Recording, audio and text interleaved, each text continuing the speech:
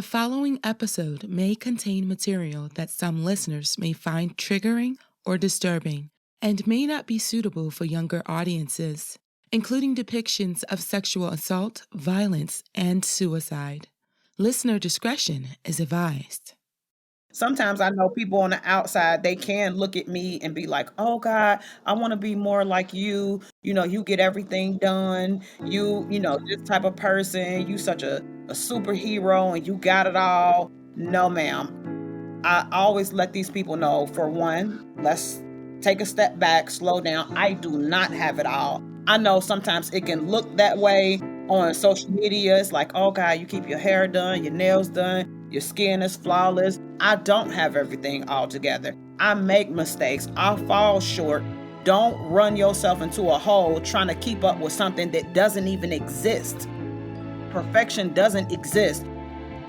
Set your goals, give yourself reasonable expectations, and just do what you need to do at a reasonable pace.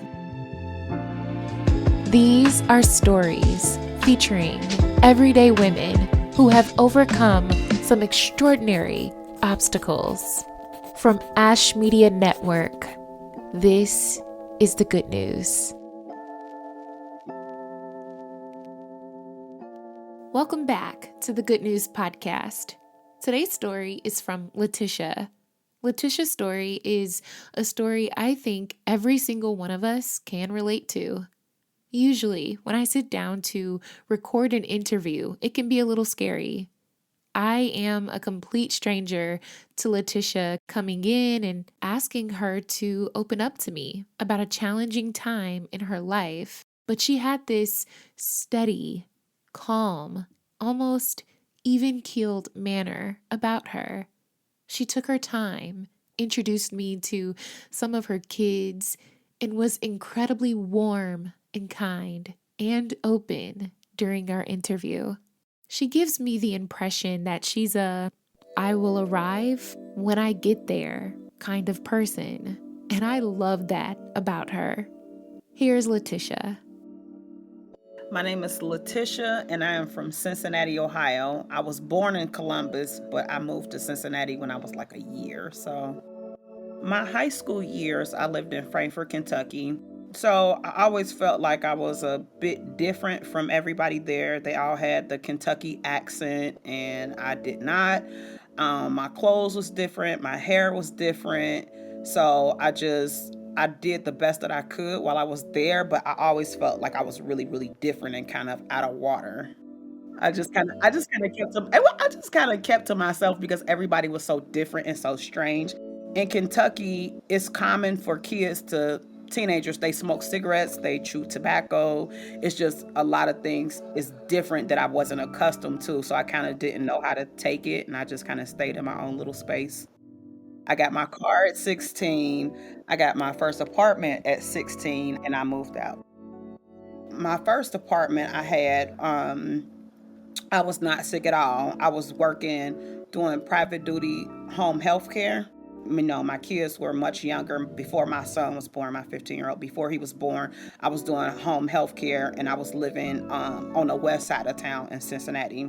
Now, when I got sick is when I moved to Seven Hills, and that's where we basically raised all of our children. Me and my husband raised our children there. But I had started doing hair at that point, was doing braids and wigs and stuff, making money and taking care of my family, working from the home in Seven Hills.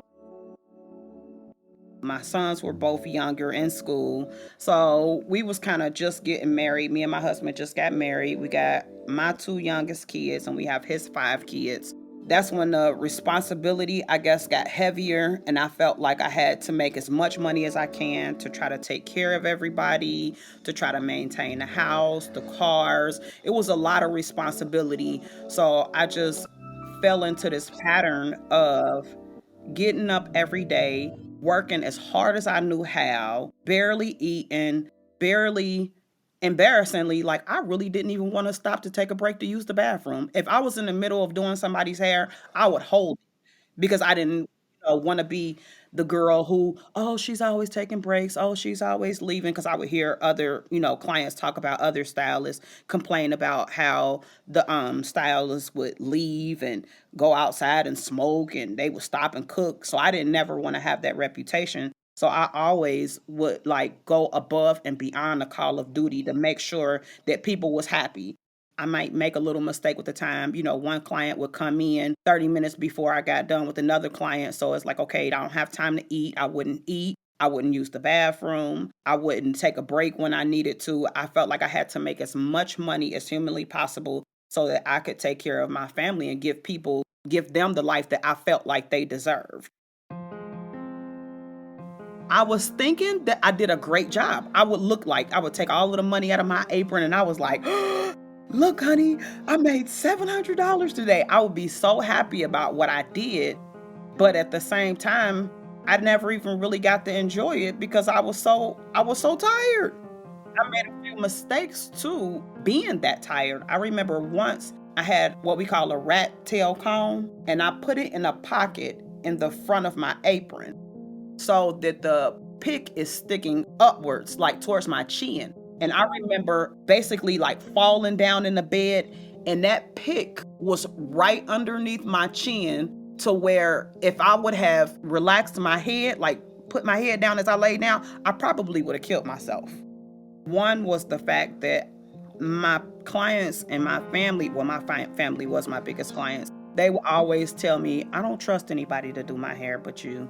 I don't trust anybody to do my makeup. I know you're going to do it right. So it was a compliment, but it was exhausting. I felt like I had a score. Like my score was at 100%, and I didn't never want to drop below 100% because I was the girl that people would, when they would recommend me to their friends, they would always say, Tish, she going to make sure you get done. She's so reliable. And I just wore it as a badge of honor, and I didn't feel like I had a right to say no. I put myself on a back burner. It was a lot of weddings, family events where I showed up and I wasn't even dressed properly because I had to get everybody else ready. Or at least I felt like I had to get everybody else ready. And that just kind of left me looking like the help. I thought I was just overworked. I wasn't sure. I couldn't tell. I didn't know. It's like I would go to sleep, but it's like I could never sleep enough. If I was up for more than 3 hours, it was like a struggle to keep my eyes open. So that was an early sign. And the extremely heavy menstrual cycles, that was a big one that I definitely should have went to the doctor about, but I just covered it up. I had so much responsibility that I just felt like I didn't have time to, like how my sister, she's a nurse, she would tell me that you need to go see a specialist. That's not normal, but I just felt like I didn't have the time to. Once your blood count gets so low, your immune system is compromised. So the littlest things will irritate you. I didn't know if it was the laundry detergent. I was confused. I didn't know why I was itching so bad. I went to the doctor because I couldn't sleep. It was so bad. I had hives. My lips were swollen. Um, my head was just itching uncontrollably. I tried to wash it so many different times. The itching got so bad that that's when first time I went to the doctor, and they misdiagnosed me with having scabies. They said that I had scabies, and I used the cream, I used the wash, I did the treatment, and it was like, it's still not getting better. It's not getting better. She said, so what do you do? What do you do for a living? I told her I was a hairstylist. She was like, oh yeah, because you're, putting your hands in people's hair, before you wash it, probably some things got caught underneath your nails. Yeah, it escaped because it was all over my hands too. My hands was all broken out and everything. So they thought I had scabies. When you go to the emergency room and they give you the prescription for scabies, give you a prescription for anything, they usually tell you to follow up with your doctor. So I was obedient then. I said, okay, I'll follow up with my doctor. And I got to her office, and she was like, here, let me take your blood. That's when she did a little bit more intensive treatment. So she went and took my blood, and she was like, this is not scabies. And I said, well, what do you mean? She was like, this isn't scabies at all. So she took my blood, and that's when she discovered that my blood count was a 4. A healthy person would have a blood count of, I want to say, 12 or more.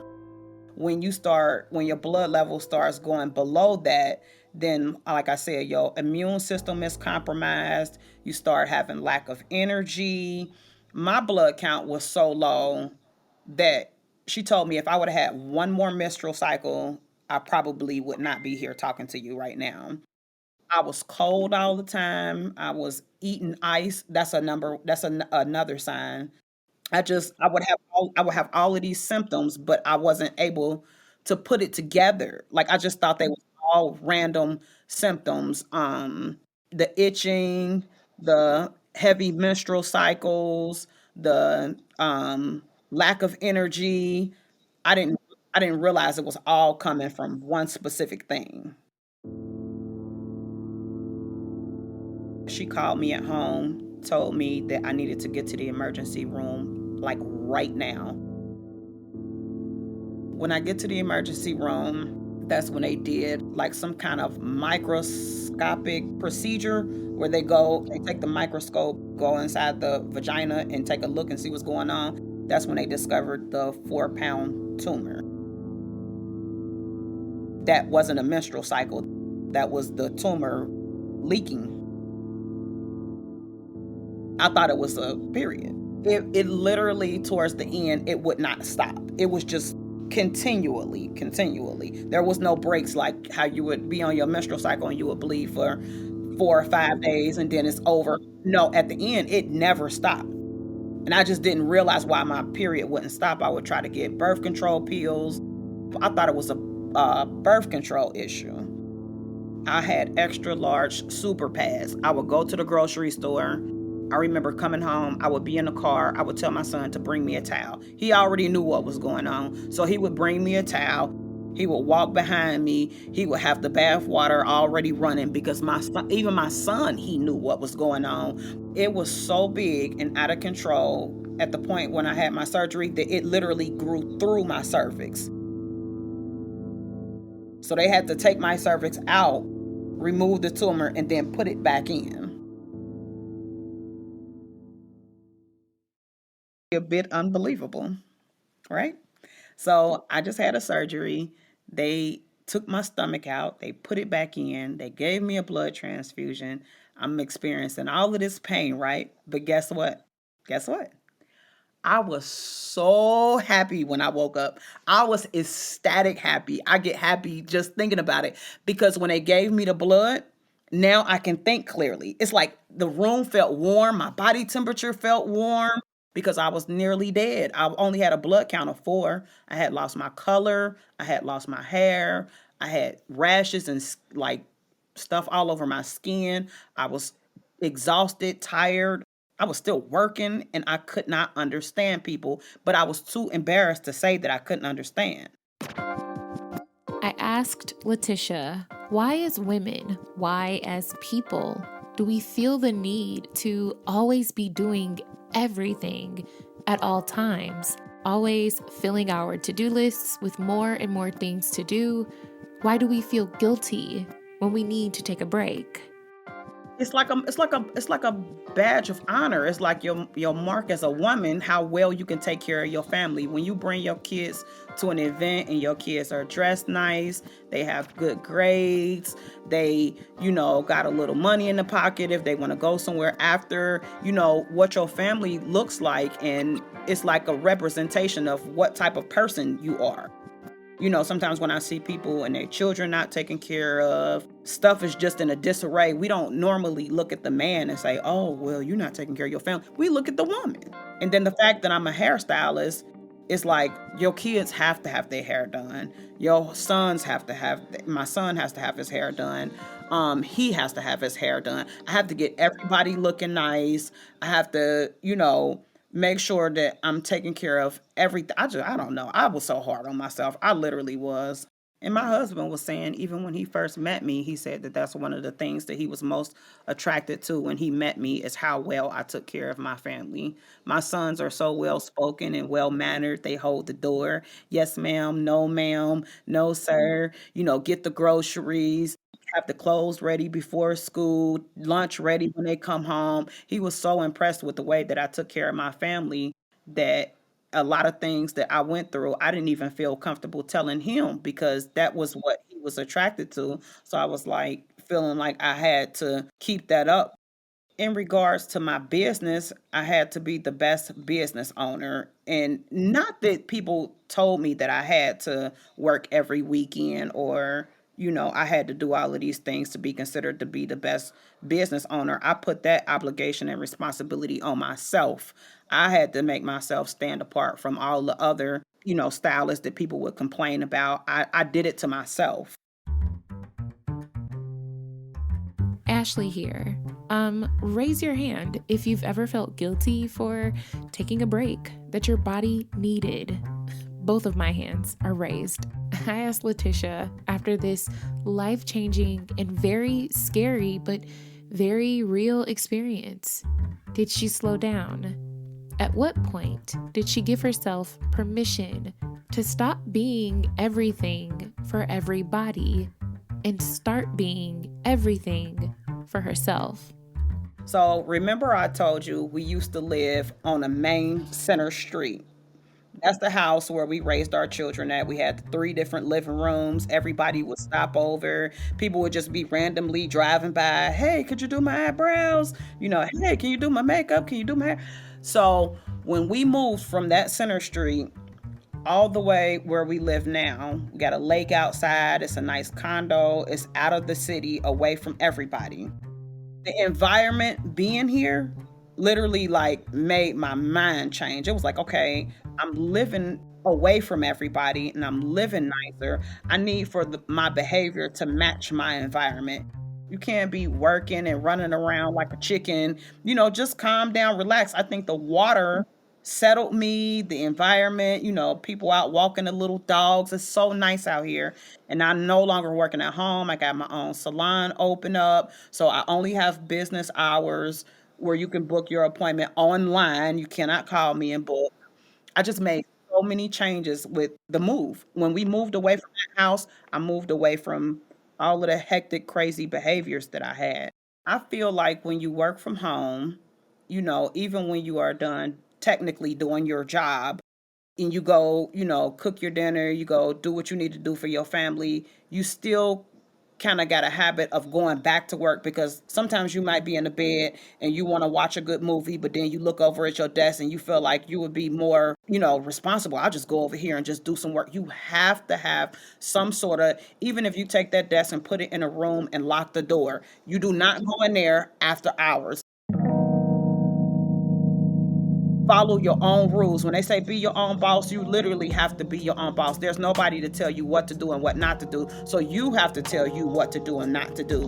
When you are off, you are off. Do not do anything else. You have to have your time to yourself because if you don't, you wind up burning out and you're not able to function even in a job like you want to function because you're doing too much. You have to you have to delegate your time where it needs to be at or you'll just burn out.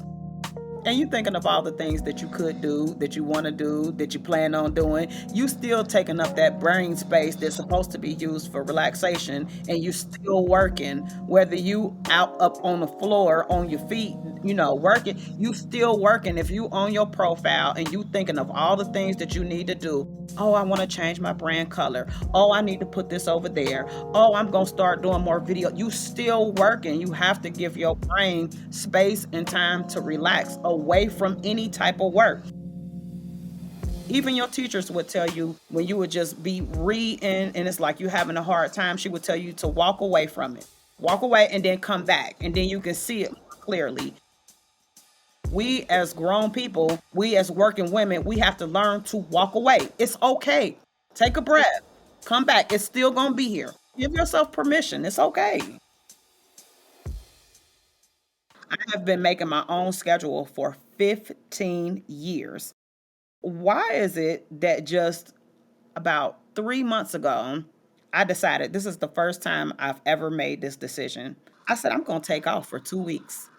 And I got on my booking app and I blocked myself off for 2 weeks. And at first it scared me. I was like, I just did that. And I'm like, what if people start calling me and they don't know what's going on? I'm like, and I was like, who gonna call me? Who gonna check me? Nothing happens. When you came back, everything was still there. Everything was still working. It Nothing happens. But it's somewhere in your head when you're in a rat race mode and you thinking you got to do all this. I don't know what we think is gonna happen if we take off for a couple of days, but everything is still there. It's absolutely perfect. You jump right back in and get started.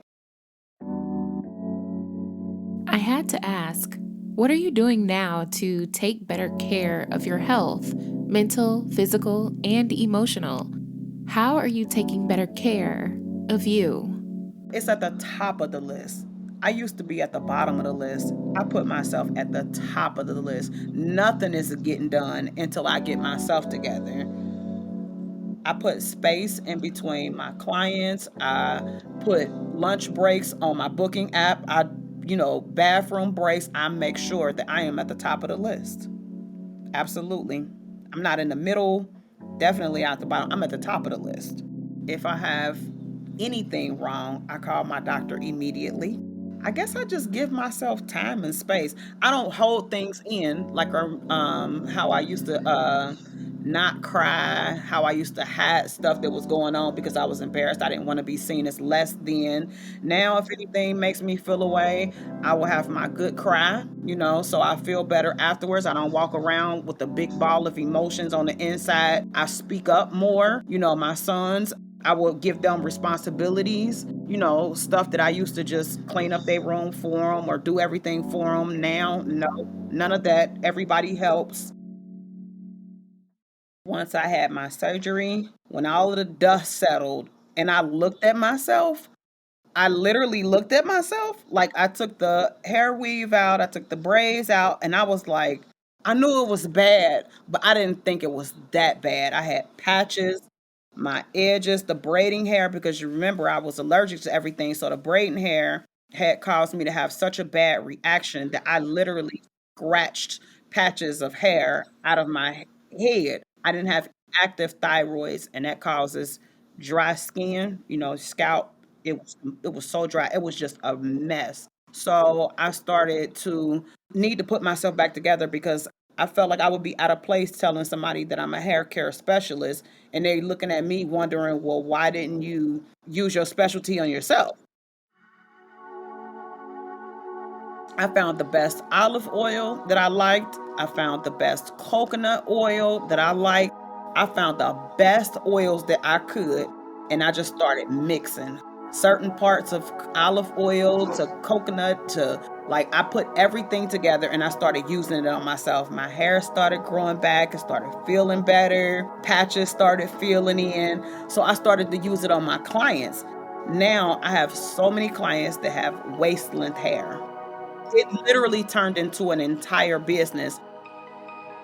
So now I don't work as many hours as I used to, but I make more money because that oil became a business in itself. I have it selling in major beauty supply stores here in Cincinnati. That whole trial turned into a triumph. Like I literally have another business. I don't know if failure really exists in my world. I feel like if there's an opportunity that I passed, maybe that wasn't my door. Maybe that wasn't my door for me to go through. So, and whatever happens, either I'm going to learn something or I'm going to come out stronger. It was time to ask Latisha my favorite question to ask during the interview. However, I think everyone knows what it's like to overwork yourself, not listen to your body, or give yourself permission to step away from things when you need to. So I asked her, for all of us who have experienced this before, maybe not necessarily the health scare, but for those of us dealing with overwhelm, tired, exhaustion, and we're too hard on ourselves, what is the best piece of advice that you could give? Slow down. Slow down. Sometimes the biggest blessing is right in front of you. Sometimes we like to ask God, over and over again, God, can you please do this for me? Can you please do this for me? God, God, God. And we think if we keep on working real fast that, God gonna give us the blessing based on how hard we working, how fast we going. But literally, sometimes the biggest blessing is right there in front of your face. You just have to slow down to be able to see it. Everything don't require you to move really fast. Just slow down. Sometimes the biggest blessing is right there in front of your face, but you have to slow down in order to see it. You cannot move at that speed. You don't need to work that hard. Like, just give yourself time, give yourself space, pace yourself. And sometimes you'll see things that's right in front of you. God has already blessed you. You just have to slow down in order to see it. Be easier on yourself. Don't do what I did. I don't know what we think like God is saying. Just ask me one more time and I'm gonna give it to you. God, please, can you do it? God, please, can you do it? Ask me one more time. God, please, can you do it? Ask me again. No, he already gave it to you. It's right there, but you won't see it unless you slow down. That's how I feel about my oil. Like, I had thought about it one day. I was like, "Hey, now, how many sew-ins would I have to do in order to get rich?" And it's like, wait a minute. So what am I going to do? So I was doing my website and I'm like, well, people buy that oil here and there. So maybe I'll just put that on a website. I started putting more into it, promoting it, telling people about it. I had some people that was coming back after months of using it, and they like, this oil really does work. It works. And I think about all the times that I was asking God, please increase. I was asking God for increase. Please, God, increase. It was right there. Slow down, take your time, pace yourself, look around, and a lot of times you'll discover that the biggest gem, you already have it. Tap in, pay attention to the signs, listen, focus. I think that's a big thing with meditation. Like, meditate really, because sometimes when you get in that meditative state, like when you slow down, you can really, really see. Sometimes you have to calm all of the senses down, calm everything down. And that's when the brain power gets sharp. And it's like you start zooming in on things. You'll have a gold mine sitting right beside your bed, a whole gold mine that you never thought about it because you're moving too fast. Just slow down. Start meditation. Meditation is important. Sometimes I know people on the outside, they can look at me and be like, oh God, I want to be more like you. You get everything done. This type of person, you such a superhero and you got it all. No, ma'am. I always let these people know, for one, let's take a step back, slow down. I do not have it all. I know sometimes it can look that way on social media. It's like, oh God, you keep your hair done, your nails done, your skin is flawless, your whole family looks beautiful. Y'all taking these vacations and you make your own hours and you do what you want to do. And they think that it looks so perfect. And I'm just this person that has everything all together. I make mistakes. I fall short. Don't run yourself into a hole trying to keep up with something that doesn't even exist. Perfection doesn't exist. Set your goals, give yourself reasonable expectations, and just do what you need to do at a reasonable pace. Don't ever look at somebody on the outside and think that they got it all going on and they just this perfect person who, just got this schedule that everything looks perfect. It's not perfect. Don't kill yourself trying to get something that doesn't exist. As a final question to Latisha, I asked her, given all that's happened, all that she's been through physically, mentally, and emotionally, what is she most proud of? And if she could go back in time and speak to her younger self, what would she say? I'm most proud of, I guess, the fact that I overcame and came through that. Some people wouldn't have, maybe not have made it. I came through and I came through, I feel like, on top because I'm, giving myself space, time, room to make mistakes, to not be perfect, take care of myself. It's like a little girl. If I could look at the little girl me and tell her something, I would tell that girl to take your time, be patient, be still, trust yourself, do the best you can. I'm living that right now. That's what I'm doing. I'm doing the best I can. I'm being patient. I'm giving myself time. I'm giving myself space. I'm giving myself room. I'm taking care of that little girl inside of me that I, for so long, just ignored everything that I needed and tried to be everything for everybody else. Now I'm taking care of me, and I'm proud of that. If you or someone you know is constantly dealing with feelings of overwhelm, experiencing burnout, or looking for ways to reduce stress, click the links in the description of today's episode. Slow down, y'all. Take care of your body, and if something isn't feeling right and you're concerned, book an appointment with your local healthcare professional. To keep up with Latisha and her journey and her business, you can follow her on social media, and those links are provided in the description as well. The Good News Podcast is a collection of personal stories told week by week, with brand new episodes every Monday, brought to you by AshMedia Network. And remember, with every bad day, there will always be a good day to follow. With every obstacle comes a victory. There is always something good to look forward to. Good news is always on its way.